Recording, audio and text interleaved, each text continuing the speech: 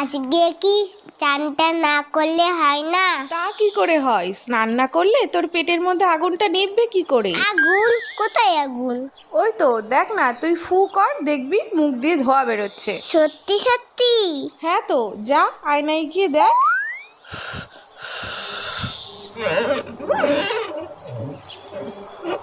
ওরে বাবা রে, পেটে আগুন ধরে গেল তো। শিগগিরই যাই, চানটা করে নি। ও মা, গরম জল দাও তো, স্নানটা করে নি। এই মুখটা ঢালবো?